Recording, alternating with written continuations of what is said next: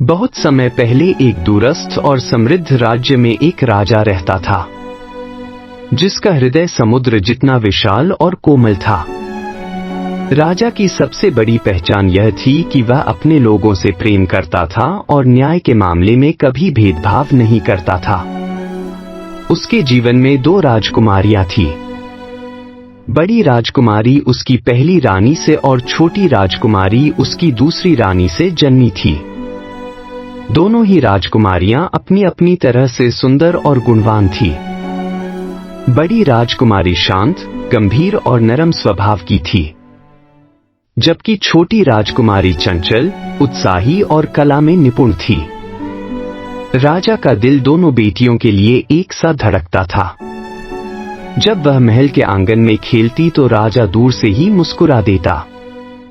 वह अक्सर दोनों को गोद में बिठाकर कहानियां सुनाता, उनके माथे पर चुंबन देता और उनकी हंसी सुनकर अपने दिन का थकान भुला देता। लेकिन महल की इन सुनहरी दीवारों के भीतर एक सच्चाई छिपी थी। दोनों राजकुमारियों की माताएं अलग थीं। बड़ी राजकुमारी की मां यानी पहली रानी का कई साल पहले देहांत हो चुका था, जबकि छोटी राजकुमारी की मां, जो अब महल की रानी थी, का स्वभाव थोड़ा अलग था। राजा इस बात को कभी अपने रिश्तों के बीच नहीं आने देता, मगर समय ने साबित कर दिया कि हर कोई इतना उदार नहीं होता। महल की चमकदमक और रेशमी पर्दों के पीछे रानी के दिल में एक अलग ही कहानी चल रही थी। वह अपनी सगी बेटी से तो बेहद स्नेह करती। सुबह उठते ही उसे अपने पास बुलाती, उसके बाल संवारती, चांदी की थाली में नाश्ता परोसती और सोने के गहनों से सजा देती। उसकी हर इच्छा पल भर में पूरी कर दी जाती। लेकिन जब बात सौतेली राजकुमारी की आती तो रानी का चेहरा बदल जाता। वह नरम शब्दों की जगह कठोर आवाज में बात करती। अगर राजकुमारी जरा भी देर से महल के नियम पूरे करे या खेल में मग्न हो तो उसे डांट पड़ती। कभी कभी तो वह रानी के पास जाती, उम्मीद करती कि शायद वह भी अपनी बहन की तरह उसकी गोद में बैठ सके। लेकिन रानी हल्की सी मुस्कान देकर उसे दूर कर देती, जैसे वह उसके दिल का हिस्सा ही ना हो। राजा को यह फर्क कभी महसूस नहीं होने दिया जाता था। रानी सामने तो सौतेली बेटी से सभ्यता से पेश आती, मगर अकेले में उसके प्रति उदासीनता साफ झलकती। यह ठंडापन धीरे धीरे राजकुमारी के दिल में भी उतरने लगा। फिर भी सौतेली राजकुमारी अपने मन में इस कटुता को नहीं बसने देती थी। वह अपनी बहन को उतना ही प्यार करती, मानो दोनों एक ही मां की संतान हो। लेकिन रानी के भेदभाव की छाया महल के माहौल पर धीरे धीरे गहरी होती जा रही थी। एक दिन सुबह राजा महल के विशाल आंगन में टहल रहे थे। उन्होंने देखा कि रानी अपनी बेटी के साथ हंसते खेलते घुड़सवारी की बातें कर रही है। राजा के मन में विचार आया कि अब समय आ गया है कि दोनों राजकुमारियों को महल की शाही कलाओं की शिक्षा दी जाए, जिसमें घुड़सवारी सबसे महत्वपूर्ण थी। उन्होंने रानी को बुलाकर कहा, रानी, हमारी बेटियां राज्य की भविष्य की शान है। उन्हें घुड़सवारी, तीरंदाजगी और अन्य शाही कलाओं में निपुण होना चाहिए। मैं चाहता हूं कि तुम दोनों को बराबर सिखाओ, बिना किसी भेदभाव के। रानी ने मुस्कुराकर हामी भर दी, लेकिन उसके दिल में पहले जैसी भावना ही बनी रही। अगले दिन महल के आंगन में सुनहरे काठी वाले घोड़े तैयार खड़े थे। रानी ने सबसे पहले अपनी सगी बेटी को बुलाया। वह गुलाबी रेशमी पोशाक में, सिर पर मोती जड़ी पगड़ी और पैरों में सुनहरे जूते पहने, बड़े आत्मविश्वास के साथ घोड़े पर सवार हुई। रानी उसके पास खड़ी होकर हर छोटी बड़ी बात समझा रही थी, जैसे कोई अनमोल रत्न तराश रही हो। जब उसकी बारी खत्म हुई तो रानी ने अनमने ढंग से सौतेली राजकुमारी को बुलाया। उसे साधारण कपड़े पहनाए गए थे, हल्के नीले रंग का घाघरा और साधारण काठी वाला भूरा घोड़ा। रानी ने उसे घोड़े पर बैठने में मदद भी नहीं की, बस दूर से कुछ निर्देश दे दिए। संतुलन रखो, घोड़े को कस कर पकड़ो। उसकी आवाज में वही गर्मची नहीं थी जो पहले थी। राजकुमारी ने अपनी पूरी कोशिश की। उसके माथे पर पसीना था, लेकिन आंखों में दृढ़ निश्चय।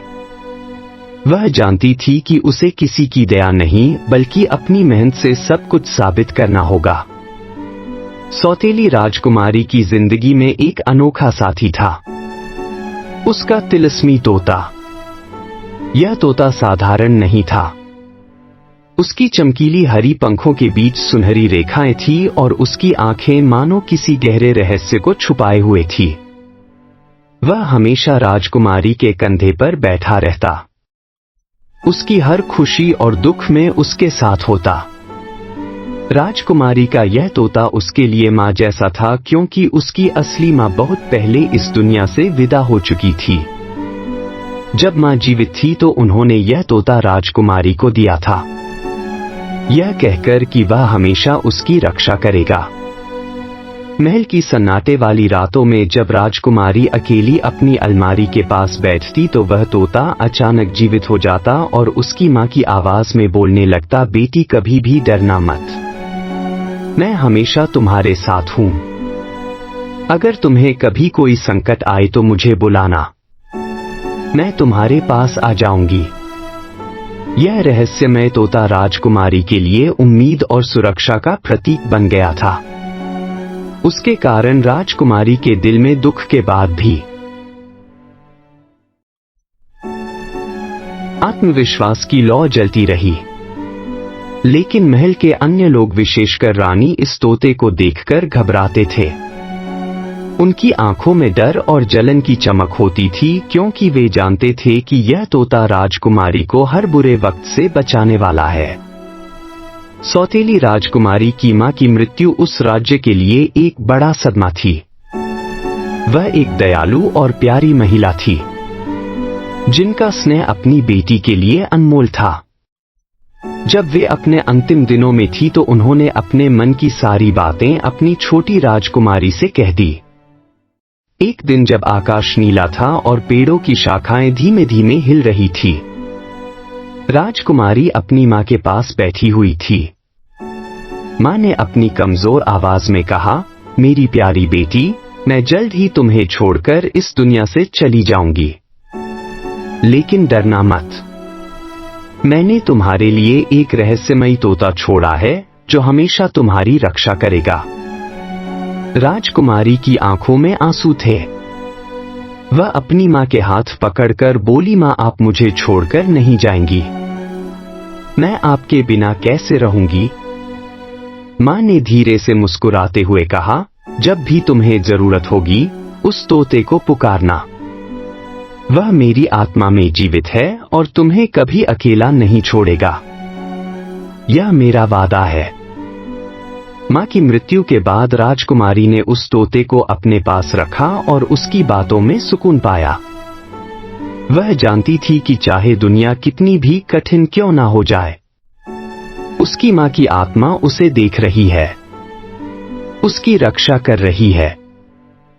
हर दिन जब वह अकेली होती तो उस तिलिस्मी तोते से बात करती और उसकी आवाज सुनकर उसका मन हल्का हो जाता। यह तोता उसके लिए आशा का दीपक बन गया था, जो अंधेरों में भी उसकी राह को प्रकाशित करता था। महल के भीतर जब यह राज छुपा हुआ था कि सौतेली राजकुमारी के पास एक तिलिस्मी तोता है जो उसकी मां की आत्मा से जुड़ा हुआ है, तब दूसरी रानी की आंखें इसे देखकर घबराती थी। वह अक्सर राजकुमारी के पास से गुजरते हुए उस छोटे से तोते को देखती और मन ही मन भयभीत हो जाती। रानी की जिंदगी में अब केवल एक ही चीज का महत्व था, अपनी बेटी का सुख और शाही शादी। लेकिन वह जानती थी कि अगर यह तोता सचमुच राजकुमारी की मदद करता है तो उसकी बेटी की जगह खतरे में पड़ सकती है। एक दिन जब रानी महल के आंगन में फूलों की झाड़ी के पीछे छुप कर देख रही थी तो उसने देखा कि तोता राजकुमारी के साथ बातें कर रहा था। उसकी आवाज सुनाई नहीं दे रही थी, लेकिन उसके चेहरे पर जो स्नेह और भरोसा था उसे देखकर रानी का दिल कांप उठा। उस दिन से रानी के मन में एक दहशत सी घर करने लगी। अगर यह तोता सच में उसकी माँ की आत्मा है और वह उसे बचाता है तो मैं अपनी बेटी को खो दूंगी, वह सोचने लगी। उसकी आंखों में जलन और भय दोनों समा गए। रानी ने मन ही मन सोचा कि उसे इस तोते को खत्म करना होगा या उस राजकुमारी को किसी भी तरह नुकसान पहुंचाना होगा ताकि उसकी बेटी ही राज्य की एकमात्र शाही दुल्हन बने। महल के गलियारों में रानी की निगाहें अक्सर राजकुमारी पर टिकी रहती थी और उसकी हर खुशी पर एक छुपी हुई चिंता और द्वेष की छाया थी। वह अपने भावनाओं पर काबू पाने में असफल हो रही थी और धीरे धीरे उसकी मनस्थिति एक अंधेरे भरे तूफान की तरह घोर हो रही थी। जैसे जैसे दिन बीतते गए, राजा का प्रेम और स्नेह सौतेली राजकुमारी की ओर बढ़ता गया। उसका दिल उससे जुड़ा जा रहा था, क्योंकि वह देख सकता था कि वह न केवल सुंदर है बल्कि उसकी आत्मा में एक गहरा साहस और दयालुता भी समाई हुई है। राजकुमारी की मासूमियत और साहस ने राजा को मंत्रमुग्ध कर दिया था, परंतु रानी के लिए यह सब सहना असंभव था। उसने महसूस किया कि राजा की आंखों में अब उसकी सगी बेटी की जगह कम होती जा रही है और सौतेली बेटी के लिए उसके दिल में बढ़ता हुआ प्रेम उसकी जलन को और बढ़ा रहा था। रानी के मन में एक कड़वी आग जलने लगी जो दिन ब दिन बढ़ती ही गई। वह सोचने लगी, यह लड़की मेरी बेटी का सब कुछ छीन रही है। राजा की नजरें और दिल अब केवल उसी पर टिक गए हैं। उसके लिए यह गलत था कि किसी और को उससे ज्यादा प्रेम मिले। वह अपने आंसू छुपाकर इस ख्वाब को पूरा करने का निर्णय करने लगी कि वह अपनी सगी बेटी के लिए सब कुछ करेगी, चाहे कोई भी बाधा आए। वह सौतेली राजकुमारी को हर हाल में नीचे गिराएगी। उसके मन में धीरे धीरे एक जहरीली योजना जन्म लेने लगी। वह राजकुमारी को सब कुछ छीनने वाली समझने लगी और उसे खत्म करने की ठानी। रानी की आंखों में अब केवल ईर्ष्या की चिंगारी जल रही थी और उसकी सोच में केवल एक बात थी, कैसे वह उस राजकुमारी को राजा के दिल से निकाल सके। राजा ने तय किया कि दोनों राजकुमारियों की शादी का समय आ गया है। पूरे राज्य में इस बात की खुशी और उत्साह फैल गया था। महल के आंगन में रंग बिरंगे झंडे लहराए जा रहे थे और दूर दूर से राजकुमार और उनके संग संग उनकी भव्य बैंड बाजा वाली टोलियों ने शाही निमंत्रण स्वीकार कर लिया था। राजा ने अपने मंत्रियों और सेवकों को आदेश दिए कि दोनों राजकुमारियों के लिए अलग अलग स्वयंवर का आयोजन किया जाए। बड़ी राजकुमारी का स्वयंवर महल के पूर्वी प्रांगण में रखा गया था, जहां सजी हुई टेंट्स, सोने चांदी के झूमर और महकते फूलों से वह पूरा क्षेत्र एक स्वप्न।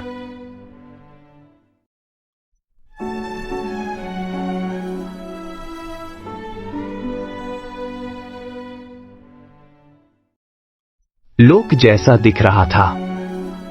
वहीं छोटी राजकुमारी के लिए पश्चिमी प्रांगण में एक साधारण परंतु भव्य सभा का आयोजन किया गया था।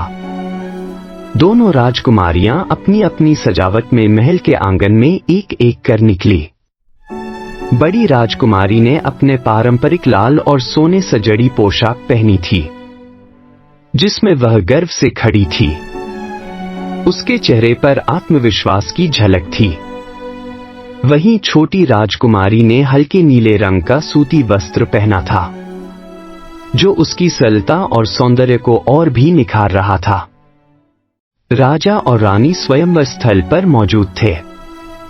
उनकी आंखें अपने अपने बेटी की ओर आशा और गर्व से चमक रही थी। रानी की निगाहें विशेष रूप से अपनी सगी बेटी पर टिकी थी।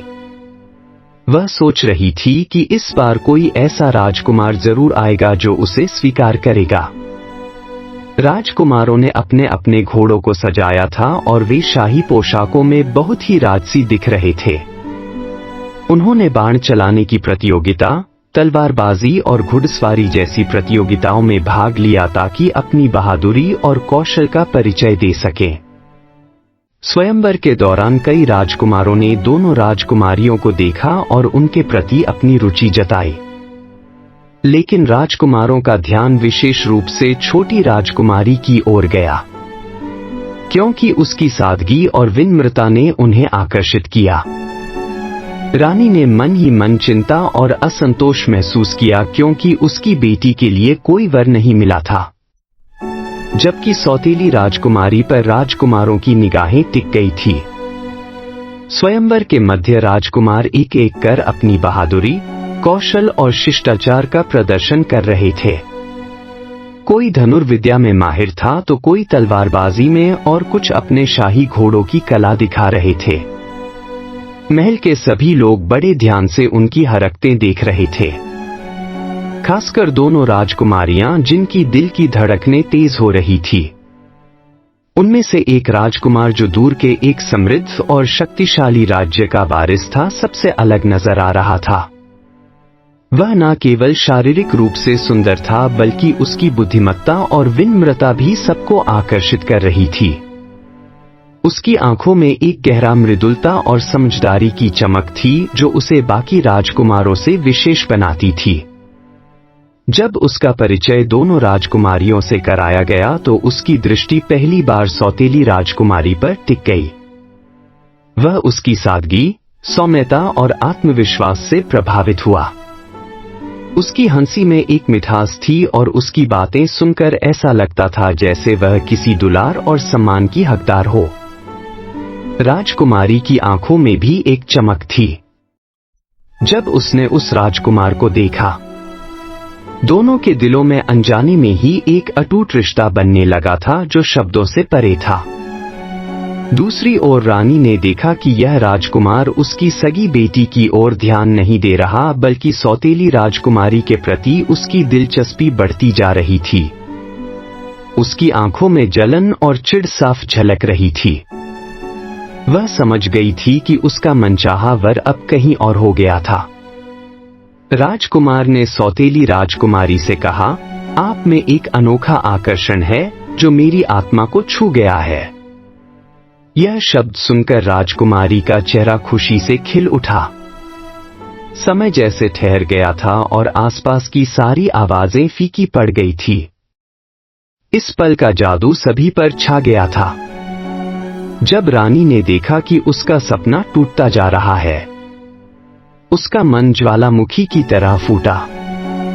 राजा की नजरों में सौतेली राजकुमारी की बढ़ती जगह और राजकुमारों के बीच उसकी लोकप्रियता ने उसकी आंखों में आग लगा दी। उसकी सोच में अब केवल एक ही बात थी, वह उस राजकुमारी को हर हाल में नीचे गिराएगी। उसने धीरे धीरे अपने दुश्मनों से संपर्क किया जो महल में उसकी योजनाओं को अंजाम देने में मदद कर सकते थे।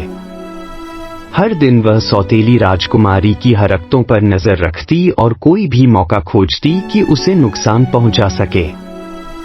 रानी की सोच में अब कोई दया या ममता नहीं बची थी। वह काली साजिशें रच रही थी, अपने इरादों को अंजाम देने के लिए हर संभव उपाय सोच रही थी। उसका मन अपनी बेटी की खातिर किसी भी हद तक जा सकता था। एक रात जब महल के सभी लोग गहरी नींद में थे, रानी ने अपनी योजना को अंतिम रूप दिया। उसने सोचा कि अगर वह सौतेली राजकुमारी को इस तरह खत्म कर देगी तो राजा का ध्यान और प्यार फिर से उसकी बेटी पर लौट आएगा। उसके इस खतरनाक इरादे ने पूरे महल को सन्न कर दिया। लेकिन सौतेली राजकुमारी के साथ उसके बंधन इतने मजबूत थे कि वह अपने आप को इस खतरे से बचाने के लिए कुछ कर सकती थी। उसका तिलिस्मित होता। इस खतरनाक योजना के बीच महल की दीवारों के भीतर एक अनकही लड़ाई शुरू हो गई, जो केवल बाहरी दुनिया से छुपी हुई थी। रानी ने अपने काले इरादों को अंजाम देने के लिए एक चालाक योजना बनाई। उसने भव्य भंडारे के लिए राजकुमारी के लिए खास भोजन तैयार किया, लेकिन वह भोजन केवल स्वादिष्ट ही नहीं था, उसमें एक खतरनाक जहर मिला हुआ था। सुबह से ही रानी घुमड़ती रही। उसकी निगाहें जैसे किसी शिकारी की तरह अपनी शिकार पर टिकी थी। उसने बड़ी सावधानी से उस जहर को राजकुमारी के खाने में मिलाया ताकि कोई भी शक ना करे। खाना। महल के राजसी भोजन कक्ष में रखा गया। सौतेली राजकुमारी को निमंत्रण दिया गया कि वह बाहर आकर ताजी हवा में भोजन करे। राजकुमारी बिना किसी शक के वह खाना खाने के लिए बाहर गई। लेकिन रानी को यह पता नहीं था कि उसका हर कदम एक रहस्यमय निगरानी में था। वह तिलिस्मी तोता जो उसकी मां की आत्मा का रूप था, हर पल सतर्क था। जब राजकुमारी भोजन करने बैठी तो तोते ने तुरंत उसका ध्यान खींचा और उसे सचेत किया। यह खाना मत खाना, इसमें जहर है। राजकुमारी ने तोते की बात मानी और खाना खाने से मना कर दिया।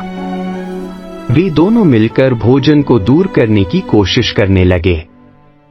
लेकिन रानी ने चतुराई से यह सब देखा और उसकी योजना अगले स्तर पर पहुंच गई। उसने पहले राजा को भोजन कराया। राजा ने जैसे ही वह खाना खाया, वे अचानक गिर पड़े और बेहोश हो गए। महल में हड़कंप मच गया। राजकुमारी और तोता दोनों इस घटना से सख्त में आ गए। लेकिन वे हार नहीं माने। जब राजा भोजन करने के कुछ ही समय बाद बेहोश होकर गिर पड़े तो पूरे महल में अफरा तफरी मच गई। रानी ने अपने इरादे में एक कदम और बढ़ाया, सोचकर अब वह अपनी बेटी के लिए राजमहल का सारा ध्यान पालेगी। लेकिन सौतेली राजकुमारी जो खुद खतरे में थी, वह अकेली नहीं थी। उसका तिलिस्मी तोता जो उसकी मां की आत्मा का रूप था, उसकी रक्षा के लिए हर पल चौकस था। तोते ने तुरंत अपनी तेज उड़ान भरी और राजकुमारी के पास जाकर उसे जगाया। उसकी आंखों में चिंता थी, लेकिन आवाज में वह स्नेह और साहस भर रहा था। जल्दी उठो, तुम्हें सावधान रहना होगा। रानी ने तुम्हारे लिए जहरीला भोजन तैयार किया था। राजकुमारी ने डर के बावजूद अपने साहस को समेटा। उसने कहा, मैं कमजोर नहीं पड़ूंगी। तुम्हारे साथ मैं सब कुछ झेल सकती हूँ। तोते ने राजकुमारी को समझाया कि अब केवल वे दोनों ही इस साजिश का सामना कर सकते हैं। वे साथ में खड़े होकर राजा की देखभाल करने लगे और महल में फैली घबराहट के बीच मजबूती से खड़े रहे। राजकुमारी ने अपनी मां के तोते से सीखा था कि संकट के समय धैर्य और समझदारी से काम लेना चाहिए। उसने अपनी बुद्धिमानी और साहस से अपने पिता को भी संभाला और उन्हें धीरे धीरे होश में लाने की कोशिश की। राजा जब होश में आए तो उनकी आंखों में अपने बच्चों के प्रति अनगिनत उम्मीदें और प्यार झलक रहा था। उन्होंने राजकुमारी से पूछा, तुम्हें पता है कि क्या हुआ था? राजकुमारी ने हिम्मत से कहा, पिताजी, यह सब रानी की साजिश थी। राजा ने उसकी बात सुनी, लेकिन सच्चाई को समझने में समय लगा। तभी तोता जो राजकुमारी की मां की आत्मा था सामने आया और सब कुछ स्पष्ट किया। राजा का बेहोश होना पूरे महल में एक भयानक घटना बन गया था। दरबार के सभी लोग घबराए हुए थे। कोई नहीं जानता था कि अचानक ऐसा क्या हुआ। जब राजा को होश आया तो उसने अपने चारों ओर कुछ अजीब सी सन्नाटा महसूस किया। उसकी आंखें खुली तो सबसे पहले उसने अपनी पुत्री को देखा जो उसके बगल में बैठी हुई थी। उसकी आंखों में चिंता और प्यार दोनों झलक रहे थे। राजा ने धीरे से कहा, बेटी, मुझे बताओ कि यह सब कैसे हुआ। राजकुमारी ने पूरी ईमानदारी और हिम्मत के साथ कहा, पिताजी, यह सब रानी की साजिश थी। उसने तुम्हें मारने के लिए भोजन में जहर मिलाया था। राजा ने यह सुनकर अपनी पत्नी पर विश्वास नहीं किया। उसकी आंखों में शक था। वो सोचने लगा, क्या यह सच हो सकता है? क्या मेरी रानी जो मेरी पत्नी है, ऐसा कर सकती है?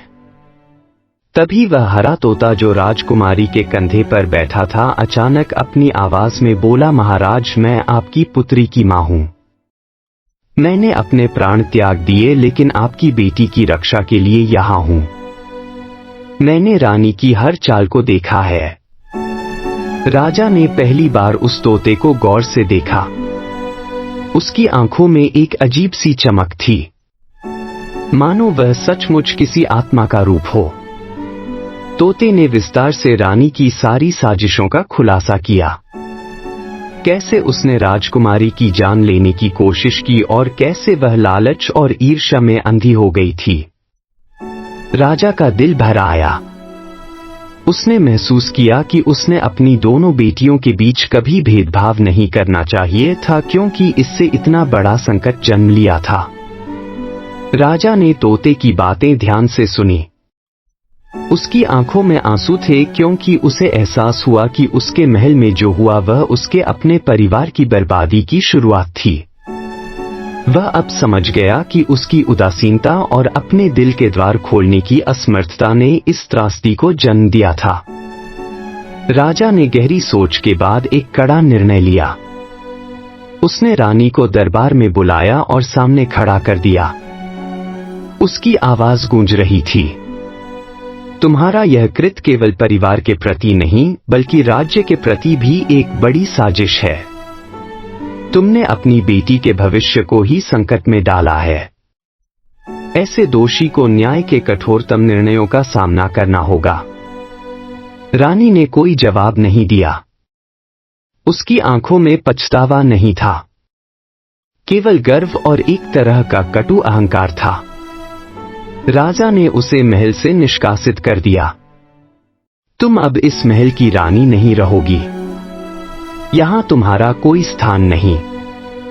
यह सुनकर रानी का दिल टूट गया, लेकिन वह समझ गई कि अब उसे अपने कर्मों की सजा भुगतनी ही होगी। उस दिन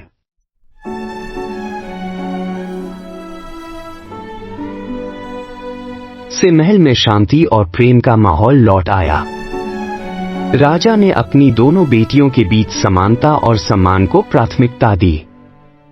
राजा ने रानी को महल से निकालकर सजा दिलाने के बाद अपने दिल के दरवाजे खोल दिए। उन्होंने अपनी दोनों बेटियों को समान प्रेम देना शुरू किया और सौतेली राजकुमारी की शादी का आयोजन बड़ी धूमधाम से किया गया। शादी का दिन राज्य में खुशियों का पर्व था। हर तरफ रंग बिरंगे फूल, मिठाइयों की खुशबू और शाही संगीत की गूंज थी। राजकुमारी सुंदर साड़ी में सजी हुई थी, जिसकी बुनाई में सोने के खड़ाई के फूल नजर आ रहे थे।